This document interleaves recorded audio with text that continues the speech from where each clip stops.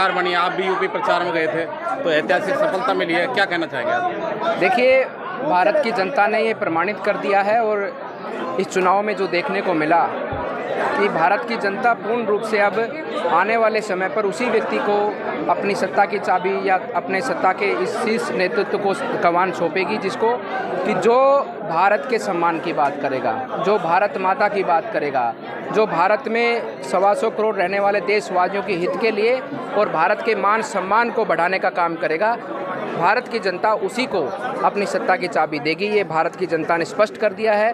ना जाति, ना धर्म, ना कोई पंथ, केवल और केवल जो भारत माता के सम्मान को आगे बढ़ाएगा, उसी को भारत माता के सभी हमारे भारतवासी उसी को सत्ता पर बैठाने का काम करेंगे। और इस चुनाव के अंदर वो दर्शा दिया है हमारी जनता ने।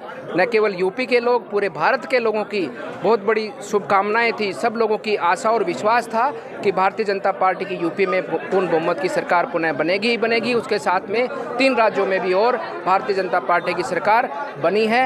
ये प्रमाणित करती है कि आने वाले समय पर अब भारत की जनता एकजुट होकर केवल अपने सम्मान और मान के लिए भारत को आगे बढ़ाने के लिए काम करेगी। राजस्थान में भी विधानसभा चुनाव होगा।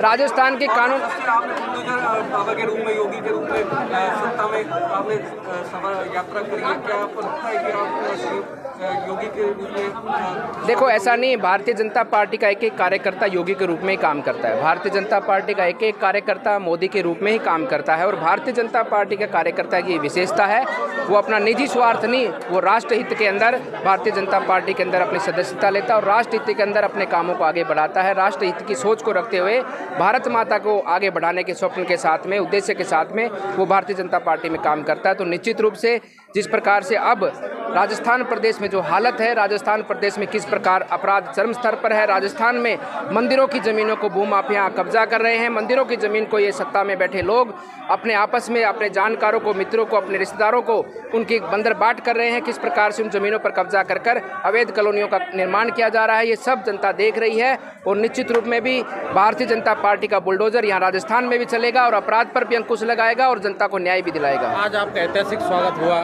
सभी लोग खुश हैं। ये देखो, ये तो उत्सव है, पूरा भारत मना रहा है, भारत का एक एक कोना मना रहा है कि जो राम को लाए हैं हम उनको लाए हैं। अब तो पहले तो गाना था जो राम को लाए हैं हम उनको लाएंगे, अब ये गाना है कि जो राम को लाए थे हम उनको लाए हैं और भारत में फिर से हम भगवा को लहराएंगे, भारत में फिर से हम तिरंगा को आगे बढ़ाएंगे।